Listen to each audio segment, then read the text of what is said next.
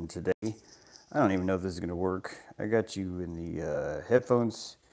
And, I think the Wi-Fi is kind of sketchy here because I don't even know if I can do a show today. Sure wanted to try. Here I am. Let me see. Everything's new, so welcome. Okay, there's the chat. It says it's live. Yeah. We had a fantastic event this weekend. Went roller skating. It was amazing. The energy there was so clean. It was, I gotta tell you guys, it was just like I remembered it when I was a kid. Same feeling, same vibe. Okay, so one thing is different. I can't hear anything inside a roller skating rink. There's too much solid surfaces. So when I was a kid, I remember the lyrics were much clearer when they announced different phases of skating. I remember being able to hear whether it was backward skate time or whatnot. It was just a bunch of peanuts, wah, wah, wah, wah, wah, wah, wah, wah. So that was different. But otherwise, the energy was just so clean. We saw people in our age group, even older, really getting into it too. You could tell they were kids. The flow state was amazing. You know, we talk about ego a lot, and I I did not realize going into roller skating how pro ego roller skating is. You really need that confidence. You're supposed to flaunt, right? You're supposed to look graceful. It's not a competition. This is, I've told you guys before why I think some people don't excel at sports is because the competition doesn't have enough meat. The idea of a competition doesn't have enough meat in it to satisfy uh, versus like a grace sport. And I mentioned snowboarding typically because that's something I've done, but or do regularly or semi-regularly. I live next to a mountain, so it's like I was into this for a while. But roller skating, oh, exact same thing, exact same thing. And I'll tell you, roller skating is superior to snowboarding. You don't have to ride a chairlift. This is, man, chairlifts are boring. And you can't get aerobic exercise because you're sitting in a chairlift, right? Yeah, you can go to a long mountain. You can go to Colorado, you know, drop a couple hundred, and then really be in pain by the time you get to the bottom of the mountain. So I'll give you that. But where I'm at, the runs aren't really long enough to facilitate that. Both are good workouts. I'm sore.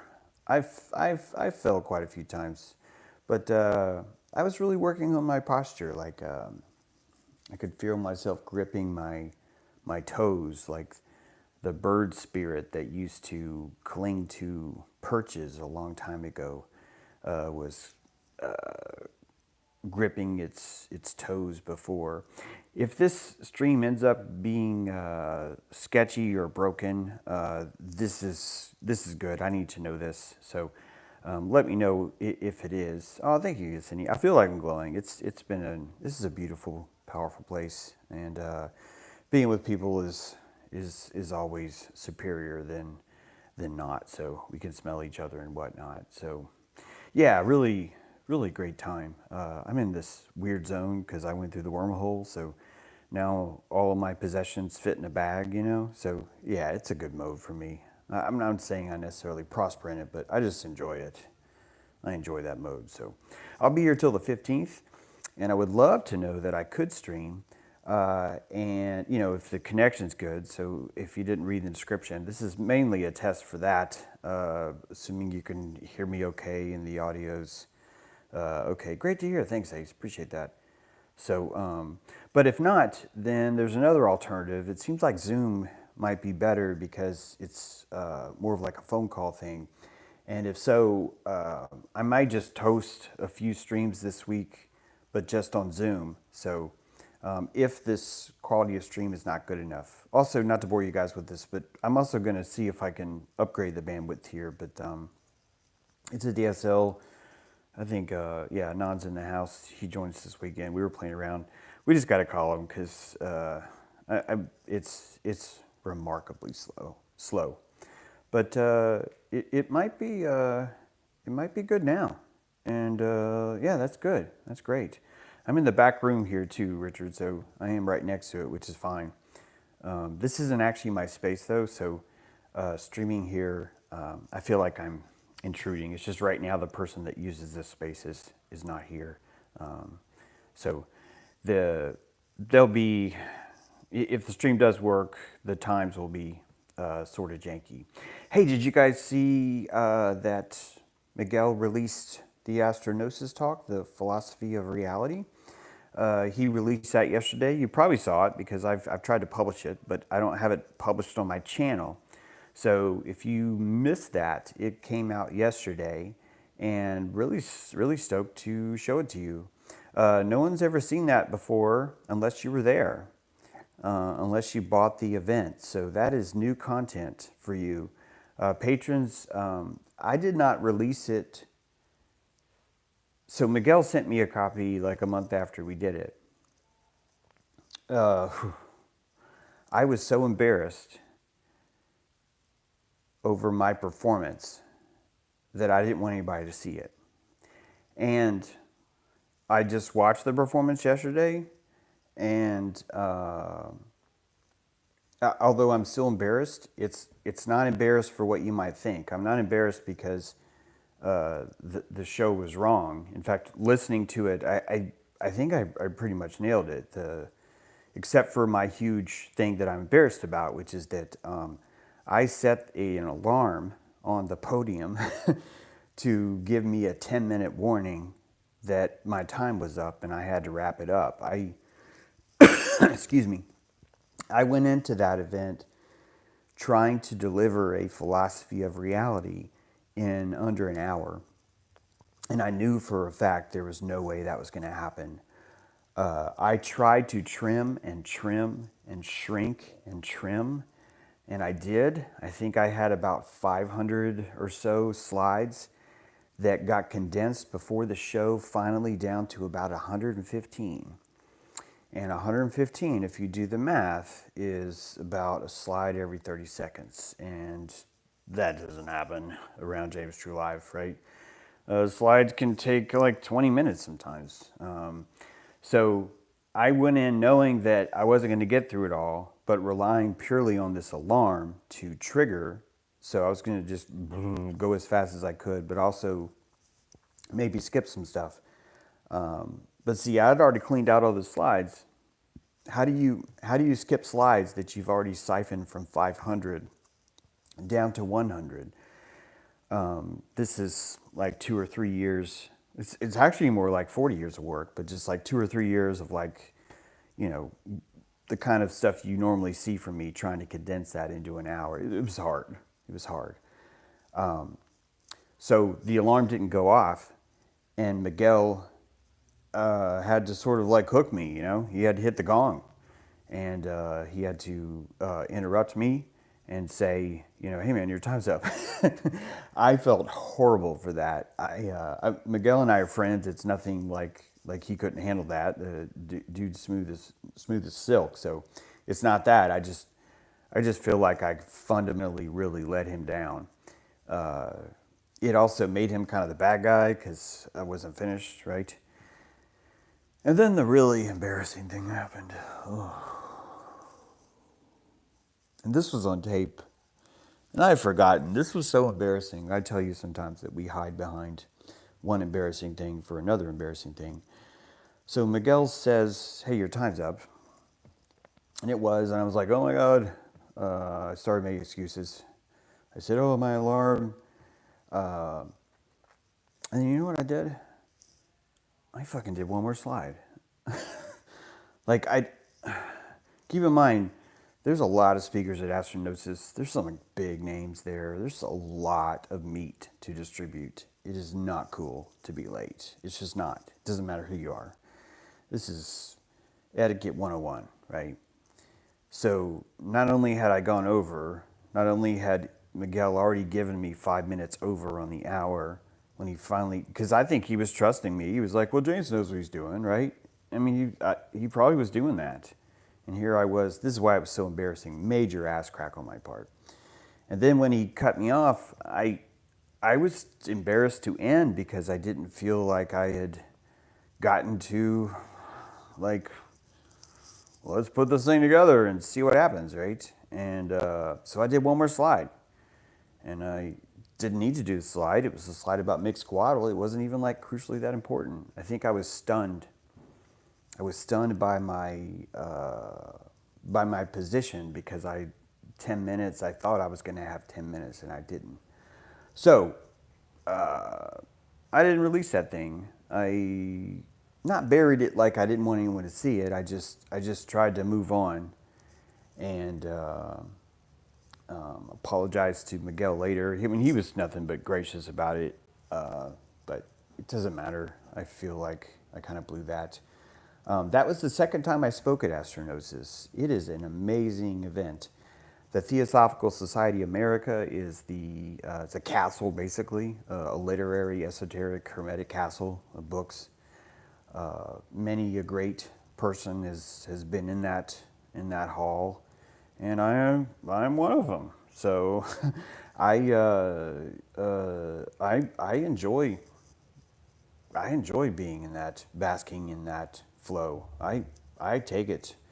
I've been wandering this earth for a while, and coming to a fountain like that and drinking is good stuff for me. So the fact that I sort of blew that part was extra butt cracky for me.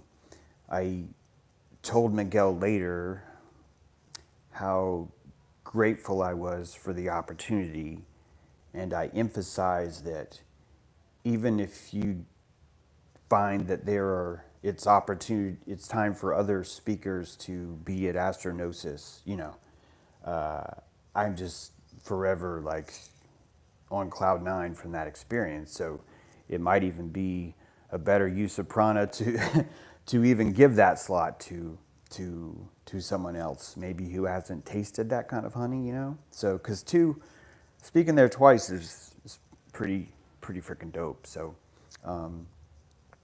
I don't know. Nothing's been announced for the next Astronosis. I would definitely go if they asked me though. But it almost would make sense to me if maybe I didn't do that event again as a speaker. Although if I did not do that event again as a speaker, I think I might try and go as a listener. And this might be too much information, but if you consider all I talk about vitriol, if I was to go to Astronosis not being a speaker, it would be a very challenging experience for me. Does that make sense? I'm literally letting you think about it.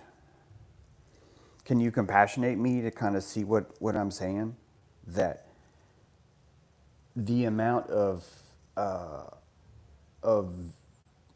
constructive and just a good time, but the emotional constructive nature of going there and stepping down from the stage would be really good mojo too.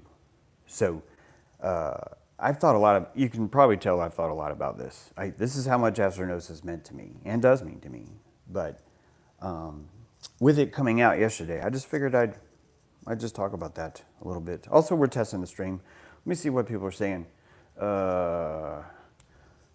Ludwig Miguel told you it's fine after you apologize too many times for going over.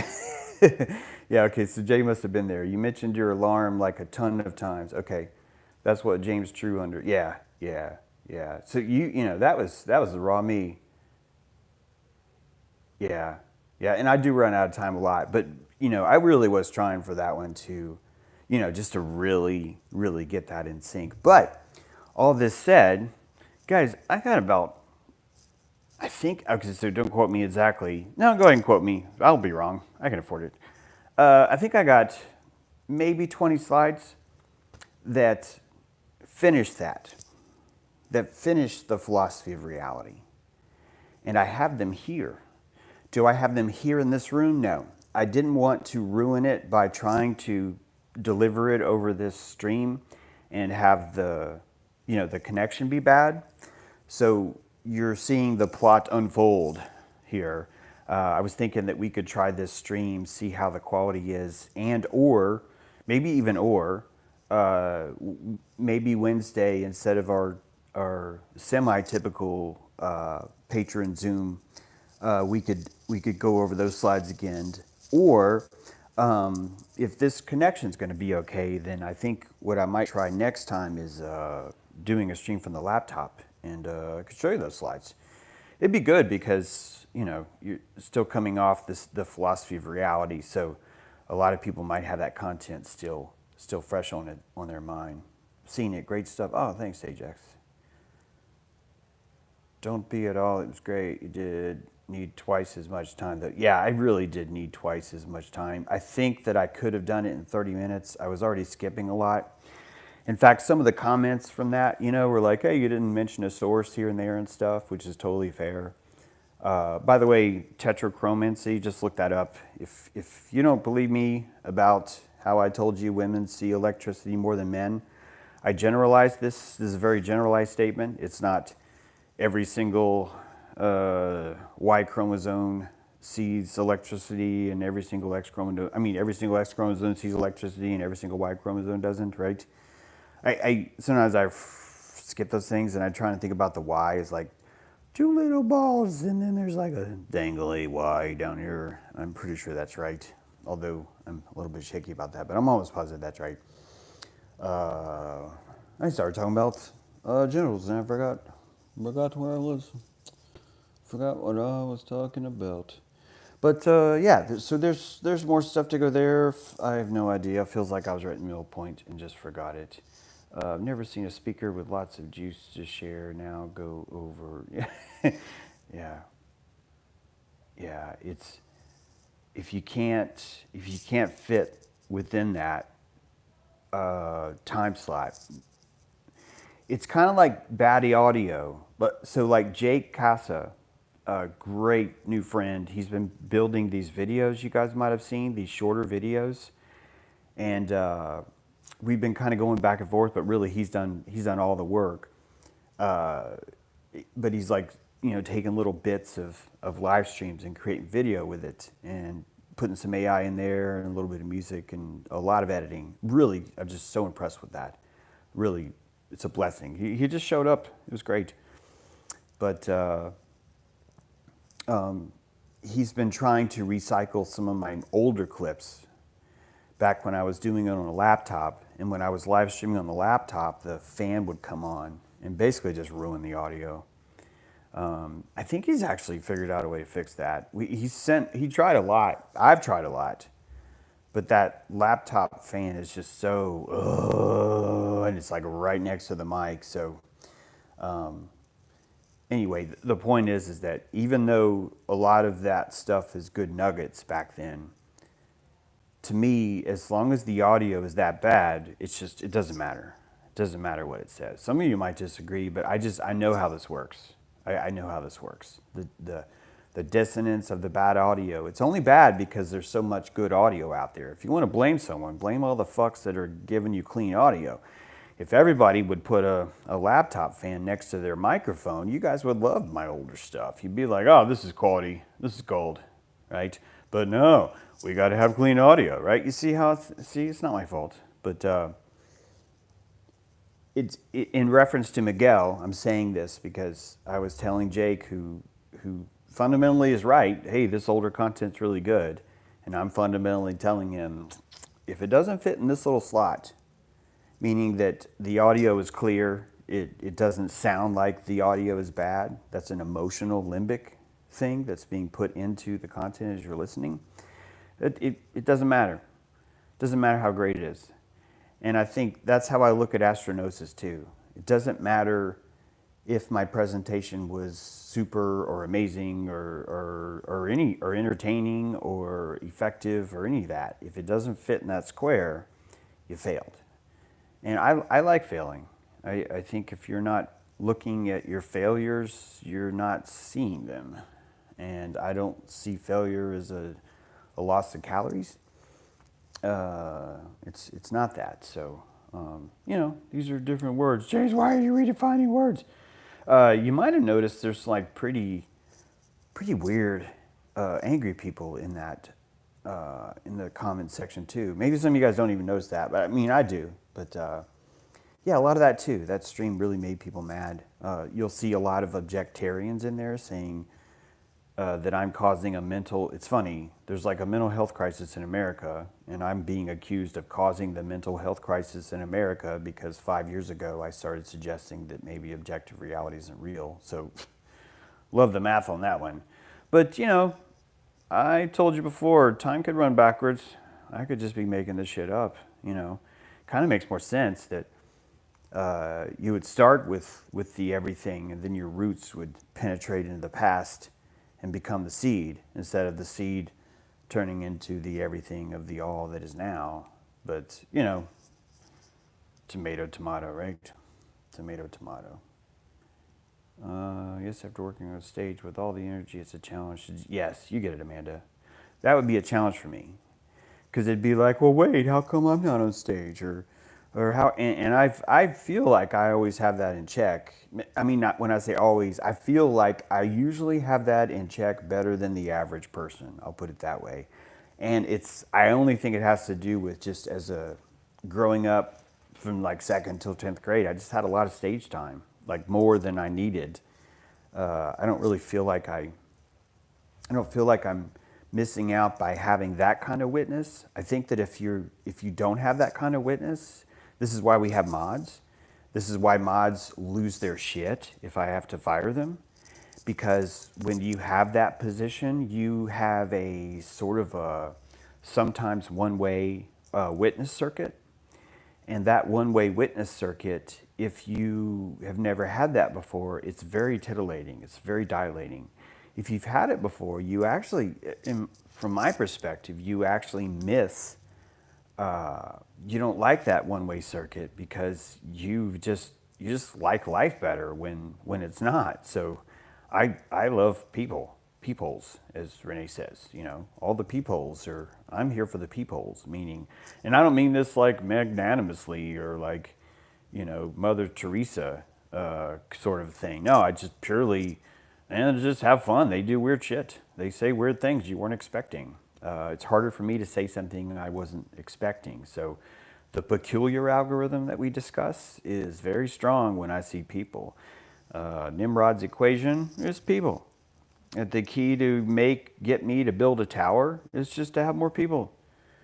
And they don't even have to be, I don't want them to be the same. The more that they're different, the more I'm like, oh my God, there's another person. What are you? You're a Fred? That's fascinating. Hey Fred, how do your arms work? Oh wow, they kind of look like these other arms, but they're different, you know. That's dilating. That's why the roller skating was just so clean. Do you know? I don't know if you know what I mean, because maybe some of you haven't been able to taste clean energy in a while. Like I'm not saying your energy isn't clean, but like a huge abundance of clean energy around you. It's like a crispy, tangible taste, right? Like you can taste the air and it's got a crispy freshness to it, right? It's fresh. You can taste the fresh air. And this is a bunch of people that take their shoes off and, you know, sweat. And then they give back the roller skates that have the human sweat. Oh my God, it's a salt engine. Yeah, roller rinks. This is why they're so nostalgic. Some of you may be able to finish this thought. I'm going to finish it anyway, because sadly we have a one-way witness set up, so you can't just say this for me while I, you know, play some background music or a little, you know, shanty, well, ode to shanty town. So hear me out. You bring all this clean energy into a place that's pro-ego, a roller skating rink. Everyone is participating in the same direction, which gives everyone a sense of community. You're all listening to the same song, so you have frequency, you have the regulation of the same frequency. Everyone's feet are sweating. Those sweat is turned into crystals that are being fused into the bottom of the skates, right? And then you give the skates back. And where do the skates go? They go inside a wooden cubby, a sarcophagus, inside the skate rink.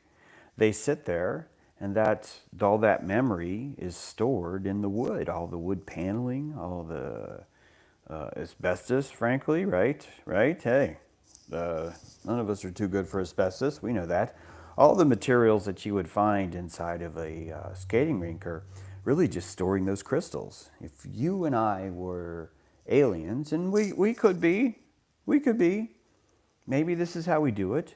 But if you and I were aliens and we wanted to tap into the somatic memory of all these cultures, I think we would go to bowling alleys and skating rinks and steal the skates, steal the shoes, take the shoes and the skates, bring them back into a vessel, cook them in 350 degrees. No, let's boil them. Let's boil them. We'll use distilled water because we don't want water that already has memory in it. So we'll use distilled water. And I think the boiling point of distilled water is probably different. We'll have to look this up, but I'm not going to look it up. But yeah, we'll throw the shoes and the skates in the water. We'll boil that, and then we will reduce that water. We will find someone like a Heisenberg to alchemically reduce that down and to refine it, to coagulate it into this refined paste. And that refined paste we will smear atop a silicone disc just because it's cool looking. And then we'll feed that into a microprocessor that reads the salt from each one and kind of spin it like a hard drive and reinvigorate all those memories. And then we're going to have to decompress them. We're going to have to figure out a way to decompress the salt information. But once we did that, we would be able to recreate all the people that were in the skate rink, all the memories that were happening, all the cultural music that was playing, all the laws of, let me see, if you think about it, if there's a building permit in there, that would give you all the information or some information into culture itself or society. Yeah, it's all there. It's a microcosm of a universe. So, yeah.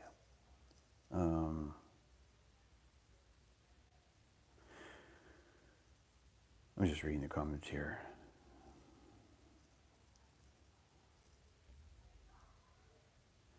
Oh, thanks, Connor. Yeah, rebuilding our brains is an excellent opportunity. And remember, if anyone struggles with this, you can compassionate someone, but you don't have to consent. Those are different things. So you can just place yourself in their skin and go, oh, I get why you feel this way. You can still disagree with them, but you get that. So how I've been treating objective reality on my life is something I've stressed over much. Thanks for your work, James. Oh, you're welcome, Jay. Thank you. Yeah, it's just mob rule, guys. It's not even just, it's mob rule. Objective reality is mob rule. And you want to know why there's a mental health crisis? It's because people are being convinced that mob rule is their hallucination, that it's them. And that if they do not render that hallucination inside their cell, that they're crazy. And you can't backwards render a hallucination. You can't backwards paint a watercolor. You understand? It's layers of liquid ink on top of each other, or liquid paint, on top of each other. You're not going to stipple that. You're not going to print that out of a printer. You're going to have an image that's digitized of it, right? But it's not the same thing. You are living in a farm where people who need help hallucinating a better reality look to the government, look to culture, look to churches, look to states, look to neighbors, look to factions, look to political ideologies to tell them what to think, to tell them, hey, is it okay if I hallucinate this? And the answer is always yes. The answer is always yes. There are plenty of people that would love for you to hallucinate what they think because it makes their hallucination that much better because they're peepholes. They're conscious dilating peepholes. And if I can convince you to hallucinate the same thing I'm hallucinating, I'm just going to feel better. And check this out. What if I can get you to hallucinate that I have like a bunch of book sales? If you and I both hallucinated that, it would start to happen. Like that would begin to happen. So this isn't just a key about how to have a better posture. It's literally probably how everything works, like how all reality works. It really makes sense that you would have to hallucinate a facade in front of you if what's really there is just so intensely terrifying. There's nothing you can do about it. Someone posted this morning, they were trying to insult someone else. Someone else had commented, "Hey James, I appreciated your something," and then it wasn't even about this. And someone else came in and commented on it and told them, "You have no idea what's really going on, and you're too afraid to ever find out." And this is a pranic move, right? You can look at the world as a mat, a judo mat of energy. And this guy is coming in, placing that comment, and you can compassionate why he's doing that. First of all, he's probably annoyed by something that I said in the presentation, which is fine, but it's not even really important. That's what made that person look down the comments and find something to make a comment about. So really, his comment isn't even about what the other person said, it's more about me. But he's telling someone else that they do not know what's going on. And then he adds it's because they're too afraid to know. And if you listen to the energy of this, if you do not have the posture, you may even miss a judo move in this little transaction, okay? Because first of all, you have no idea what's going on is a pranic move that he uses to feel as if he does now know what's going on. If you remember, the accusational force of the vector of a finger means everything behind the finger becomes invisible. This is why we create pharmacopoeia. We create scapegoats to scarecrows to stand in front of the object and pretend to be the thing that you are actually afraid of. That this eye is not this eye. So we are constantly creating facades because our amygdala makes us do this. So now let's think about the comment again. You have no idea, this is what the guy said, remember, you have no idea what is going on and you are too afraid to find out. So he feels more comfortable, he's able to digest more under the idea that he knows more about what's going on than everyone else around him. I used to feed from this. I don't feed from this anymore because I noticed, yeah, but people are retarded. So if I'm interpreting more than a bunch of retarded people, I'm just a little bit less retarded. And I'm like, that's not really a source of comfort for me. It used to be, though. There was a hermetic part of the ladder where I would feel if I had more information than the next person, I would be able to digest more consciousness simply because I was gaining the prana through comparison. Remember I spoke about, well, maybe you're new in the stream today, but I spoke about victory earlier, the difference between roller skating and there's not really a victor. Some of you would argue that there's the most graceful person out there on the board, and I'll give you that, which I think is just allowing the victory people to roller skate, and they should roller skate too. Really, they can come out here. But the energy game of I know more than you actually goes even deeper. I want you to consider that mystery, ignorance, the idea of not knowing how the world works actually takes courage to believe. This guy is saying that you have no idea how the world works and you're terrified to find out. I'm hoping this will maybe sink in. Because it's so nuanced, guys. Sorry. It is nuanced, but there's something here. I'll say it again. When someone says, I have no idea how, you have no idea how the world works and you're terrified to find out, it implies that that the weaker position is one who does not know what's happening in the world. It implies that position. But if you understand the true nature of melanin, of dark matter, of denial, then you would understand that the more powerful position would actually be the one who embraces more mystery in the room. You can drink more mystery by having more questions. By having more questions, you are flourishing your abundance of mystery.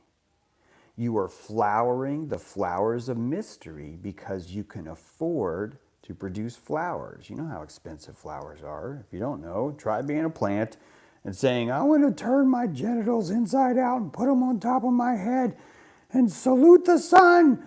And that's what a flower does. That takes a lot of energy, man. You're gonna be busy for a while doing that. So the idea of not knowing something is actually a progressive climb up the ladder, because really you're just flourishing in mystery. You're flourishing in it all. If you find that you are gaining comfort from having no mystery in the room, you're also maybe could be guilty of finding that you never show your ass crack because you've never seen it. You've never seen it. And because you've never seen it, you assume that it was never displayed, that it was never accidentally presented to someone. And this is the key to the mystery. Understanding that we would not be able to see our own ass crack quite simply because we could not afford it is the exact same concept of understanding that we could not have mystery because we cannot afford to have questions.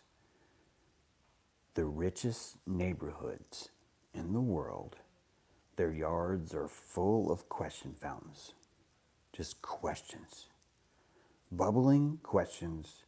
Japanese, Chinese, Italian style, marble style, Victorian style, all these different fountains of questions is truly the garden of abundance.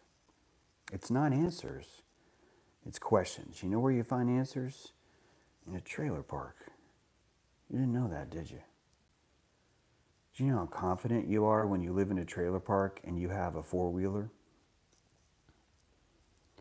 I want you to picture that you live in a trailer park and you have a four-wheeler. Let's make it even better. You have a go-kart. You are in a trailer park and you have a go-kart. Do you understand how you have no more questions? You are fully answered. You have every single thing that you could possibly need to thrive and to be the talk of the town. And everyone in that trailer park will look at you and know that man has zero questions. That man is at the pinnacle of this place. The fact that not only is he here, but that he owns a go-kart and drives it around late at night, in the middle of the day, is truly a sign that he has reached this place. There's nothing wrong with this place. I used to have Big Wheel. I was like all about this place. I have no questions. But then I started studying philosophy. I started reading stuff. And then I fell into the, I'm just going to try and not say his name, but I fell into a typical pit, which is that I have the idea that someone has sacred knowledge. I have sacred knowledge that no one else has ever seen. And that this sacred knowledge I only found in this deep, dark place that you will never be able to go and verify. And that this secret knowledge is the definition of esoteric. Because esoteric must mean secret knowledge that only one person has. And this is tricky. Here's another, watch out, subtle bridge coming again. Because that sounds like esoteric. That sounds exactly like the definition of esotericism. You might even be like, yeah, that's hermetic as fuck. That there's only one tiny little document that has the information and one person has it. It's scarcity. You think scarcity and hermeticism are the same. It's not the same. It's not the same. Esoterics, hermeticism requires that the entire place be covered with the substance of truth, but only a few people could see it. This is not the same as the entire world has no esoteric mystery except for in this one place. And in this one place, one person has it. This is not what esotericism means. But you know why I know this? Because that's not how nature works.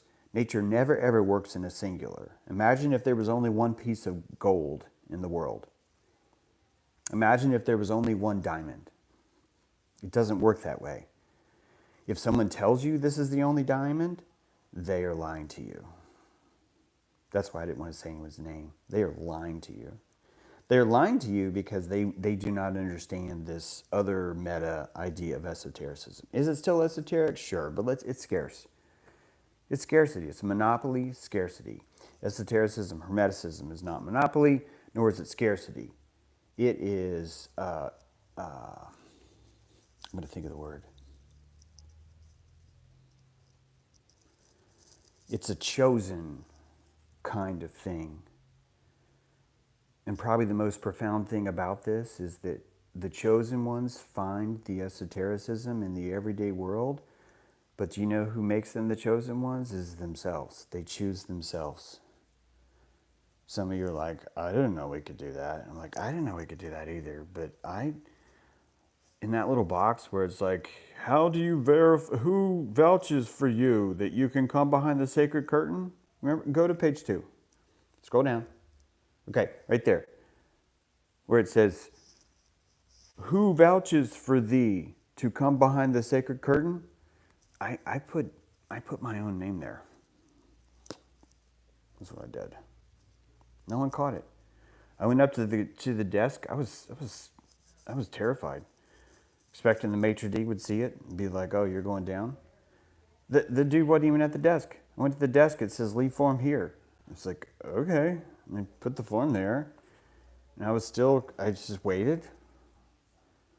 Then it dawned on me, wait a minute, what if there is no maitre d'? What am I waiting for?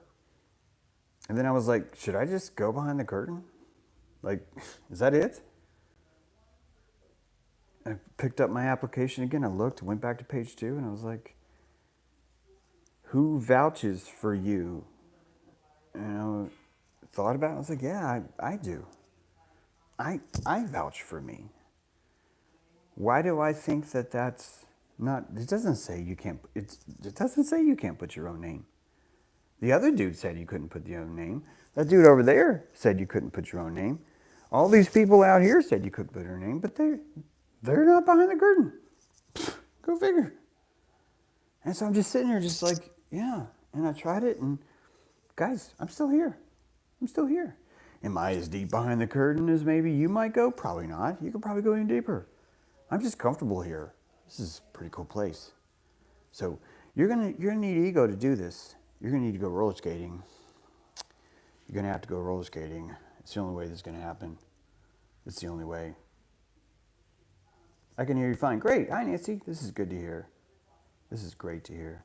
Oh, Jay, getting your message retracted, or did you retract that? Oh, it could be a mistake. Who knows? My goal is to be less retarded. Yeah. Think you keep working on that. I'm just kidding. I met, I shouldn't say, sorry, I think I just outed someone. I don't know what to do. I don't know what to do. Oh, I'm way behind on comments. Let me see. I'm catching up now. Too much information. Yeah, EW, I do that. I do that around here. I put way too much information. Oh, you guys are having a good conversation about consciousness. That's good. No one cares. I care. MM2 lover. Hurry up and see this. What do you think about solipsism? Solipsism. Oh, you guys are talking all kinds of stuff. Look at that. Belief is blinding. Knowledge is limited. Bubbles. Yeah, Bubbles Ajax. Ajax gets it. King of the Park. Adam Weber, you're right. Oh, okay, you guys are talking about... see, that's great. Look at this. Look at me hosting a dialogue from the corner of a room that I don't even have permission to be in. That is something. Oh, yeah, thank you, B. Keep the TMI coming. I will. Butt cracks. Follow the butt crack. Follow the morning star to the butt crack in the east or something, Yeah, we'll keep doing that. We will. So, hey, so it looks like the stream is pretty stable, huh? Can you guys confirm that one more time? If so, I'm going to shut down for today, but this means I will put some calories into finishing Philosophy of Reality, and I will stream that as soon as it's ready. I'm not sure how long it'll take. I don't really have like a desk here, and there's a lot of fun activities. I'm hanging with my buddy, Stretch. You guys know Stretch. I kind of dig her, so She's pretty distracting in person. I'm not gonna lie. So yeah, but I would love to put this together. I think I'll have time because she's got a life. I'm actually in her place. She's got a lot going on here. So yeah, I'll put together that stream and maybe we won't have to do a Zoom, right? Let's see. Stable in Europe. Good to hear, Carl. I chose larger creator conscious. Yeah, Yesenia. Yeah, you guys are great. I appreciate you. Thanks for watching James True Live. Thanks for being a part of the show. Your new home, many hearts. Yeah, it could be. I would love to live here. It's great. It really is. I love my place. The only thing that tears me up about my place is that my dog's Ka is buried there. And doing what I do, you don't really have kind of the luxuries of like, hey, let's just keep second house, But I may be able to turn my house into like a B&B because it's, right there on the ski resort. I have to say may because the caloric drain it takes to turn your house into a rental, I think some people can do it. I personally just find it gut-wrenchingly difficult. But if I could find like a manager or something who would do that, like I said, I love my dogs. They're they were so good to me. I don't want to, hindsight, maybe I shouldn't have buried them there, but I can't even go there. So, yeah, I don't know why I tell you guys that, but honestly, that's really the only thing that's kind of like made me not move sooner. I learned a lot where I was at. I love where I'm at. I love the animals there. I love live streaming there. It really is great. Oh, okay, I love my house. I really do. There's not really the communal parts. It's very a place to be solo and write books, things like that. It's perfect for that. And I do pretty well alone. I kind of do pretty well alone. I got issues. I'm definitely a symbiote, so I need interaction for sure. It's maybe why I get a little bit too personal in my live streams because you're looking at a guy that really just doesn't see people, I just generally this is probably why I like people. I think maybe if I moved here in 6 months, I would hate people again, and then I would be like some of you guys, And would that make the show better or worse? You tell me. You tell me. I'm not really sure. So, hi Nancy, good to know. Stable.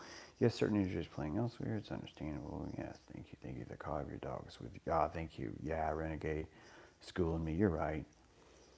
But there's magic in bones, Renegade. I know you get that. There's magic in bones, but you are right. It's great to be torn up about that, if that makes sense. I think it's great to be torn up about that. Yeah, I could sell it. Like I said, I didn't say no. I'm just telling you. I hope you guys can appreciate why it would take a while to come to that decision, right? Right? Like, you could probably appreciate that too. B says, we want love and connection until it happens. Yeah, but actually, B, that's true about everything. Like, we want everything until it happens. How can you want something if you already have it, right? So really good touche there. But I'm kind of toucheing your touche, if that makes sense. But in a playful way, right? Because you got a good point. Yeah, and by the way, guys, it's good to want things. Remember your butt crack isn't mystery. Mystery and want are the same things. You've been taught by culture that you're not supposed to want things. Think about how much style how much style has been waiting for you to express yourself through what you want. Do you understand? So your wants are not supposed to be solved. They're supposed to give you an opportunity to express a flair of fashion, right? Oh, look at him. He wants to keep the honor of his ka in this space. Do you see what I mean? Like that's a fashion statement. It really is. So, yeah, it's look at your wants. Ask yourself, are my wants beautiful? Are they beautiful to behold? Because honestly, your wants are going to be what you worship, which means your wants are your altar. Your wants are your altar at home. At home? where you turn the turtle shell upside down and you take the bird's nest you found and you put the sage inside the bird's nest and you take rocks that friends have given you and you place them there. That's these are things you want. You worship what you want. You could go the route of I want no things because I have mastered all things, and you're an atheist. Good job. There's nothing wrong with that. You could be an atheist. And I know atheist isn't an exact word because it just really means anti-theist, but you're someone who's reached a state that culture itself would call an atheist. It's the same psychological place. It's very much, the minimalist kind of like, let's see how little I can want. It's kind of like strength training, right? But certainly in culture, we've been taught that your goal is to eliminate wants. Your goal is to flaunt your wants. Your goal is to find the most beautiful wants and have them dangle from your ears and from your shoulders. And, some of you are going to wear parachute pants wants. Some of you are going to, sport bands that you like as wants. These are the fashions that we choose to want things. So, lots of squirrels waiting for you in these parts. And by the friendliest of the one I saw in the park here, they are eager for peanuts from your. Oh yeah, I could bring some peanuts up here, show you guys how it's done. I'm just kidding. I could contribute to the peanut economy. Underground peanut economy is strong here. Yes, one wants. My wants are always perfectly perfect. Achieving those are just impossible. Yeah, your wants are sails, aren't they? Sailboat. What is the canvas of a sailboat but a giant want stretched between a cross that's turned upside down and placed on top of a hull that's doing its best to defy the very nature of the sea? Sounds like wanting to me, right?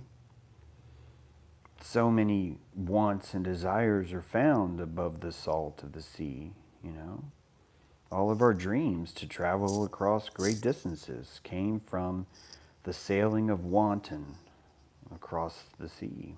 It's beautiful. It's quite beautiful. Yes, desires are your altar. Are desires piloerections? Yes, they are. You could even say that the desire is the shadow of the piloerection that was already there. So if you have mystery, you have piloerected flowers that have risen above your surface to bask in the world and collect pollen of curiosity, because that's what a question is. You're collecting the pollen of curiosity. As to her wants, collecting the pollen of what you want. But you would hope that you would not get that, or that you would hope that if you do get what you want, that you'll be able to quickly find a new want because you enjoy being in the sun. It's like a sunflower. Hey, Ginger Grin, good to see you.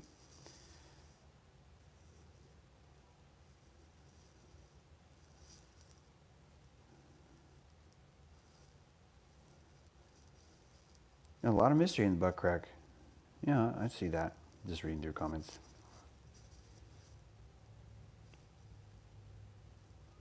Oh, do you understand why James made a joke about not being able to pronounce solipsism?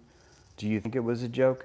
Jay, I don't think it was a joke. I think I made a mistake. I haven't seen that word in a while, solipsism. In fact, I'm trying to remember what it means. I think it might mean to have an argument.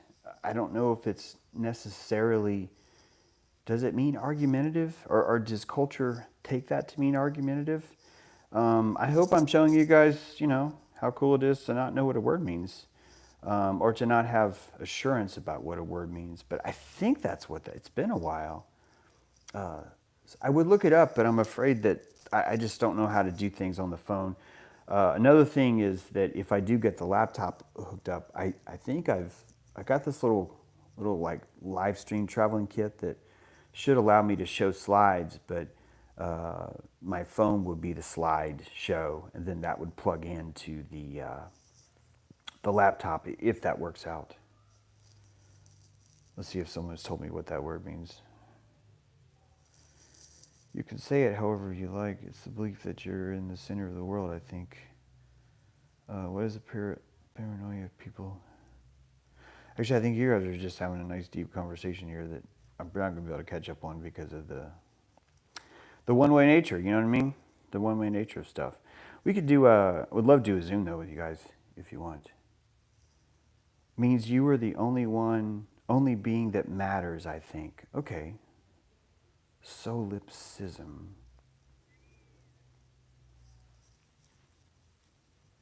Yeah, it doesn't surprise me that I don't have it wrong. I mean, that I have it wrong. What that word means. It's just been a while since I've heard that one. And I smoke some grass, do all kinds of things like that. Oh, right on. Yes, yeah. I feel it too. I'm just saying it might be hard for me to. I don't get to like read your comment and then mull it over because there's like a giant witness eye staring at me. I guess I could. If I had more power, I could be more silent on the stream. Let me see how much power I have. Do you guys know this, right? How confident you are is directly proportional to how quiet you can be. And you're like, but James, shy people are quiet. It's like, yeah, that's how confident they are. James, that makes no sense. Hey, you didn't come here to hear sense, okay? This isn't the Census Bureau, okay? This is James True Life. I'm here to make you think. I didn't say think correctly. I'm not here to fix you. I'm not here to fix the world, all right? I think the world's perfect.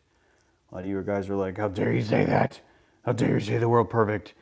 And I think you saying that is perfect too. So take that. Take that and put it in your pipe and smoke it. Let's see, makes perfect sense. I understand, I'm nodding at you. Thought digital crystal, ooh, digital crystal mirror, I like that. The theory that the self is the only thing that can be known and verified. Okay, so yes, I am a solipsist, right? Guys, if that's the definition, you see what I just did? I just encouraged majority rule because I waited for two people to say what it is. That's not right. Do you see the sin I just committed? I waited for two people to tell me what a word meant, and then I assumed, okay, majority is spoken, that means it's true. This is wrong. This is wrong. This is not how we do things.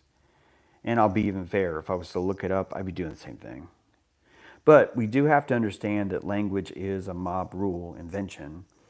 It really is. Although I cannot wait to share with you the amazing energy of Carl and George, and George's theory about bicameral consciousness, which he claims is not his own, to be fair to George, that it comes from a guy named Jay Janes. If you guys want to look up that reader and get ahead of me, you can. But Jay Janes expressed this idea of a bicameral consciousness existing before we became.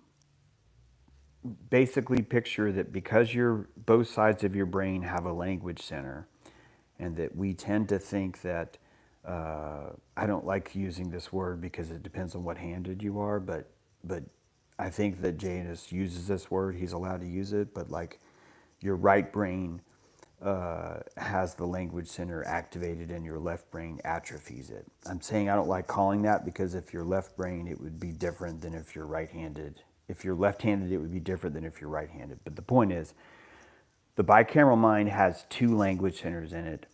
And I have known this, so I can verify in the sense of that this is definitely what the anatomists think.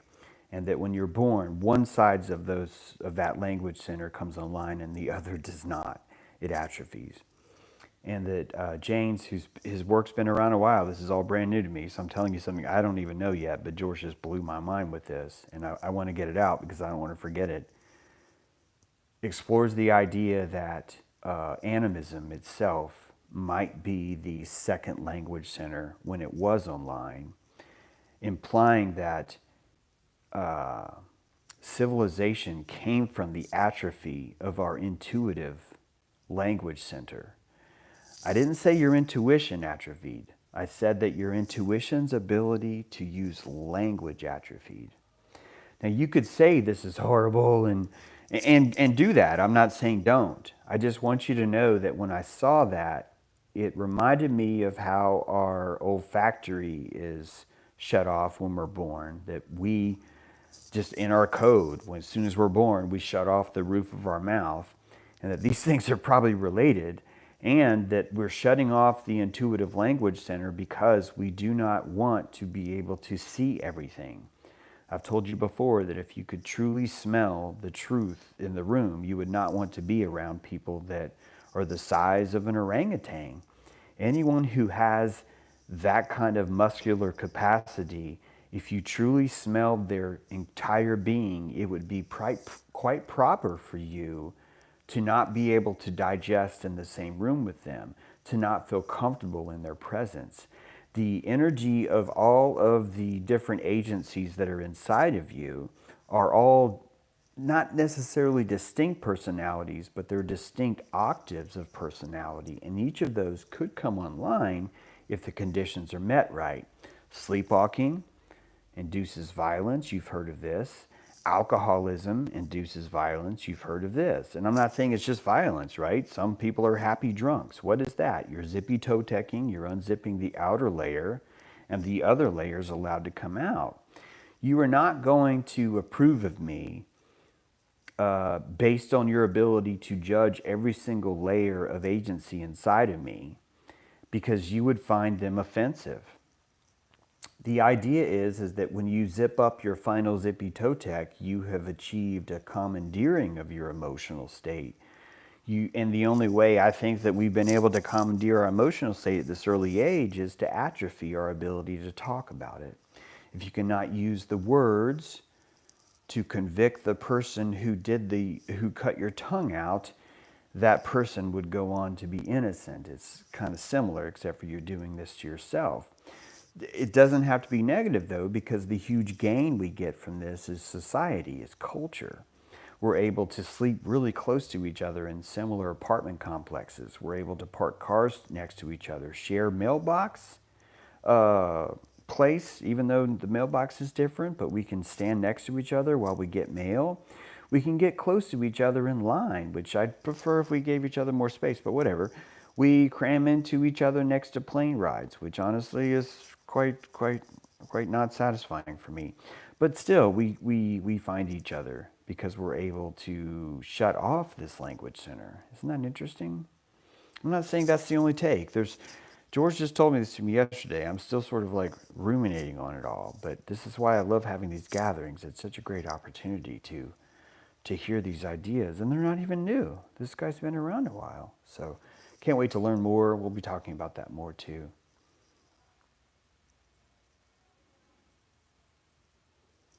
That was the definition of the Internet Dictionary. Yeah, Michelle, and that's good to know because the Internet Dictionary has a lot of authority, doesn't it? It really does, and I don't even mind that. I have no beefs with that. I can use the word in whatever the way we context it is. So not a struggle. I wish that fetish didn't mean sexual to a lot of people. I just did. I think that the fact that if I say fetish, people are going to think it means sexual means that we can't talk about what fetish really means. Most of our keychains are fetish. Yeah, most of where you keep your keys, or some of you are lucky to only have one key. You still have it on a keychain, and that you could call that a totem, but it's also a fetish. You're like, where's my keys? And if you know where your keys are, you feel better. We went from sucking thumbs to where are my keys? Where's my phone? Where's my wallet? Same thing, same technology. It's not sexual. You know who makes everything sexual? Fucking Freud. And it's not just him. People who are trying to rise out of their malkuth are just going to say, it's everything sexual. That's why people were like, yeah, the internet's only there for porn. And I was like, dude, if you're just looking at porn on the internet, that's fine. I don't care. But, like, there's a lot of cool stuff out there, you know. It's like, yeah, but all it is porn. He's just telling you when he gets on the internet, he looks at porn. That's all he's doing. That's all he's doing. People tell you who they are. They just have to lie about it, right? So we use tools to do it. I do it too. I do it too. Are we moving away from language? Wow, Shiloh, I almost answered that too quick. I was going to tell you something. It's like, here's what I think. Then I was like, wait, man, why don't Shiloh just poured a cup of tea? Why you gotta gulp it down? Why you gotta gulp it down? Are we moving away from language?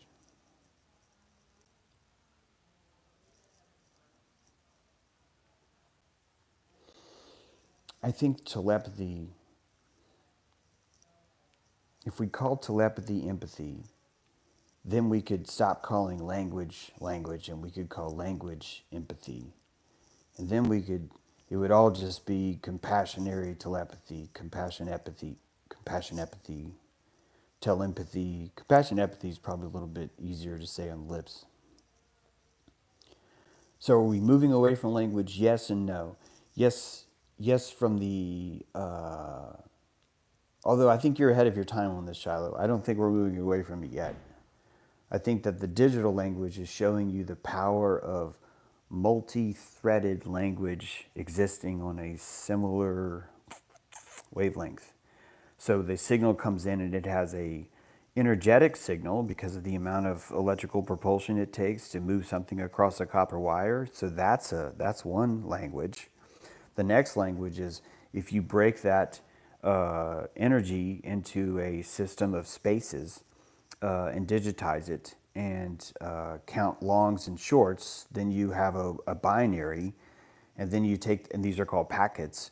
And then if you combine those packets in exactly the right way, making sure you ignore the ones that don't belong to you, but take the ones that do belong to you. So if you sift the filter, which is another language, then you are ready to then take that signal and then reinterpret at a baud rate, like a modem rate, literally, and convert that signal, that's the packets that have been repackaged together, into a code of electrical on-offs. So there's a whole other binary.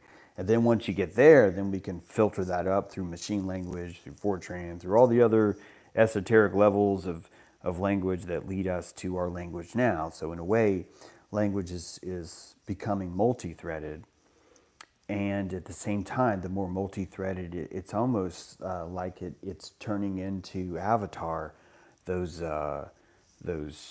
those tail tentacle things that they link up with.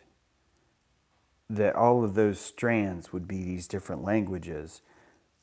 The languages are there, but there's a certain point where the gestalt of just the empathic, compassionary connection between the two takes over. But that would be a language too. I think it depends on how you define the word language. It's a freaking great topic though.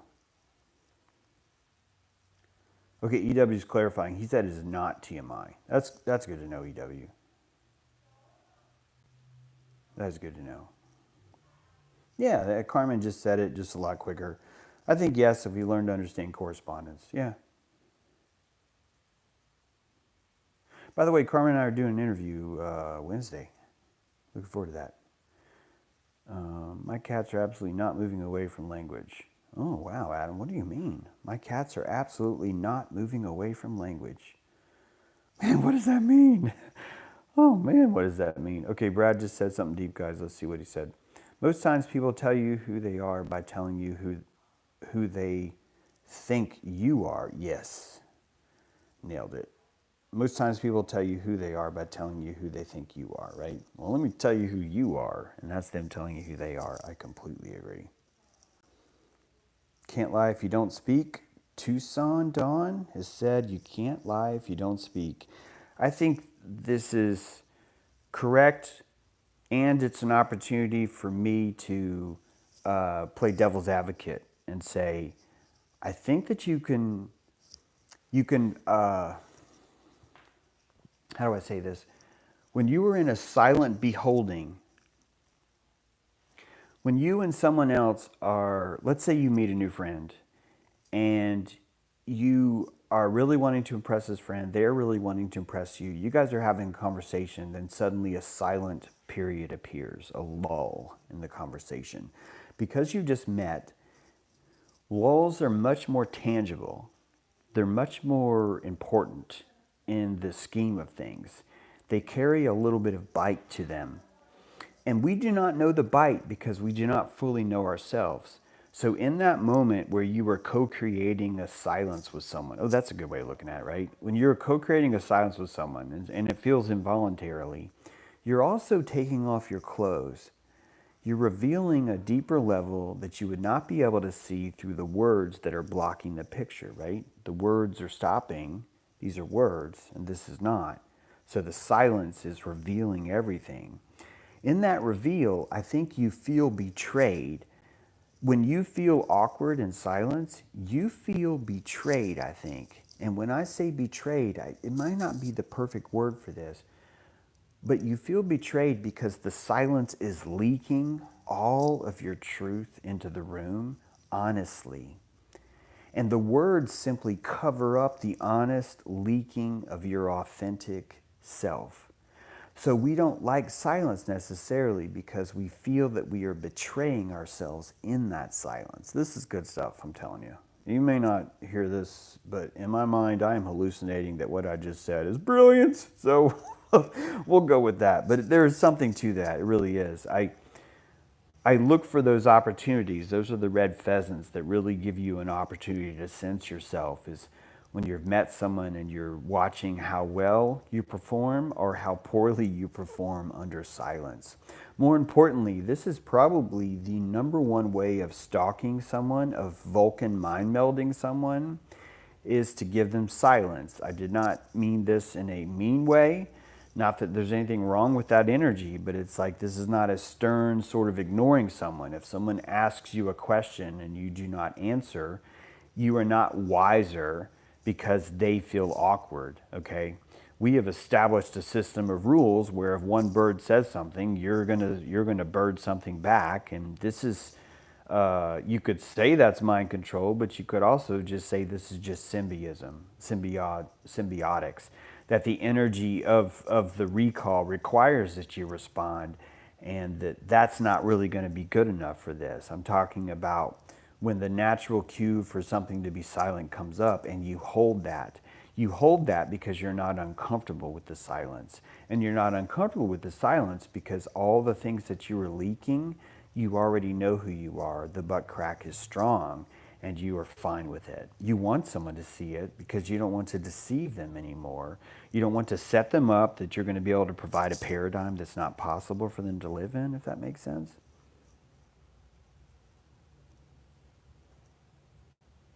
But dang, I hated that extended awkward silence of my father when riding in the car with him. Yeah, I remember those two. I had that with my dad, but it wasn't awkward. I just genuinely felt good in his presence, I think, because we had a good relationship. But other people in my family absolutely would feel that. Absolutely. And friends, certain friends, you know, not comfortable to be around, and they're probably not friends. And you're probably not friends with yourself. I mean, that's probably why it's happening, you know? I love you guys too. EW says, sending love. That's great. Yeah, EW's different people are at different parts in the stream. This is what makes the chat so interesting sometimes, because you sort of have to, for what it's worth, guys, when I see someone in chat, I try and figure out where they are in the stream. That's usually the first thing I do. And it's fun to communicate because you're traveling through time. If you think about it, you're actually traveling through time, and the only way you're going to travel through time is through compassion. I swear it's the only way. You want to go back to the Geriassic period, you got to compassionate pterodactyls, and you're there. You're there, and they're just like, they're there. They're trying to open a can. They can't work a can opener. Pterodactyls, they can't even open doors. They can't get in a car. They're always getting their wings stuck and stuff. They can't wear a raincoat. That's how you get there. You go back and you're like, man, what's it like to be you? And they're like, it's pterodactyl. It's terrible. It's hard to be a pterodactyl. So, hey, Amel's there too. Hey, Amel, good to see you.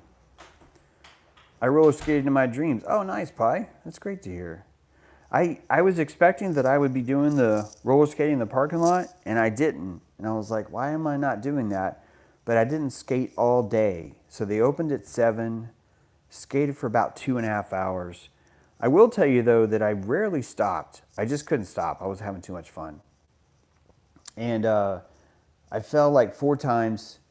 And both times I fell because I was just tired. My legs just aren't used to that. And after the second time I fell, I felt like maybe it was a bad idea if I kept going. But I didn't want to go. I wanted to watch. The other friends were still skating, and it was a blast to watch. This kid came.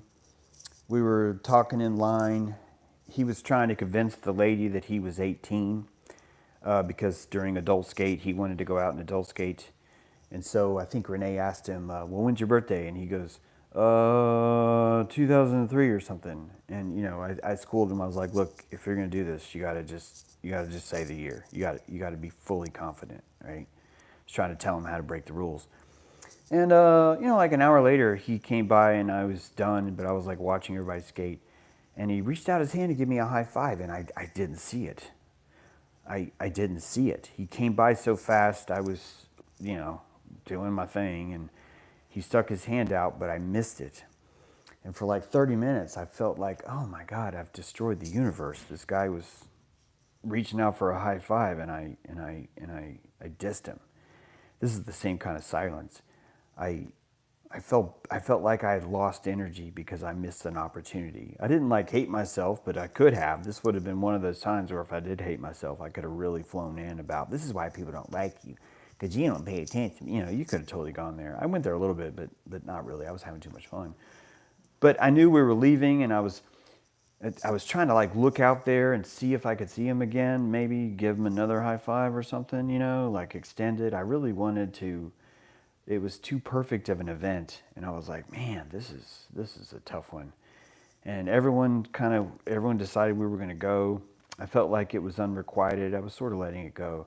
And then this like golden thing, the clouds cleared, and he was coming around the corner again, and they had ordered everyone off no, he wasn't off. I think he did like one more lap, maybe not, I'm not sure. But anyway, he came around again, and I saw my opportunity.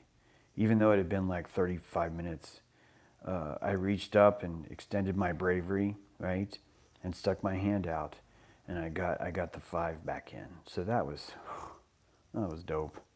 Like I said, the energy was so clean. That kid was probably like 15, 17, something like that. He definitely wasn't 18. Definitely wasn't 18. I wanted to tell him the story, but we didn't know each other that well. But I got pulled over by a cop once, and the cop looked at my license and asked me how old I was. And I was supposed to be 23. And I told him I was 25. And he looked at the license, and I think I said it with so much confidence that he thought that the math was right. The math wasn't right. I said it with so much confidence that he really wasn't doing the math, that he was holding the license to create a state in me, to put me under the scrutiny and ask me. And he's trying to threat that, hey, I can do the math. And deep down, although I don't think I smelled this, because I just thought I was 23 or 25, whichever, I can't remember which it was, but I just thought that was my age. I don't even know why. But I spit it out with so much confidence, it was instant, that even though he had the math, even though the math didn't work, he still believed me. But yeah, that's my advice. If you want to skate during adult skate, you got to, practice helps, you know, look yourself in the mirror and go, I'm 25, I'm 25, I'm 25. But if you really want practice, take how old you are and change it by 1 year. Practice saying a year you're not. Practice that. See how much oomph you can put into a year that you're not. This is some good stuff, right? Yes, exactly, Brad. These are not the droids you're looking for. Exact same concept. Exact same concept. That's right, Anon. If you do not believe it, how do you expect someone else to? All right, guys, someone just came in here. They might need their room back, so I'm going to sign off for today. But we got a good stream, man. It looks like the quality's great. If anyone had problems with the stream quality, please let me know in the comments. I'd appreciate that. And yeah, we'll set up the philosophy of reality, the rest of those slides. We'll hook something up and get back in the swing of things. And yeah, hope you guys have a great Monday. And I appreciate you. James Drew out. Oh, yeah. Boom, boom, boom. Bum, bum, bum, bum, bum, yeah, bum, bum, bum, bum, bum, bum, bum, bum, da, da, da, da. Tell me where to go. And the lights out dreaming. And I'm not alone. Is this as a no,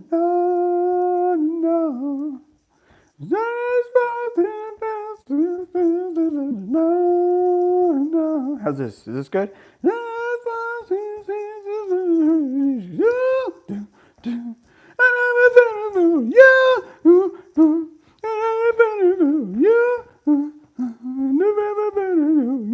Love you guys. We'll see you soon.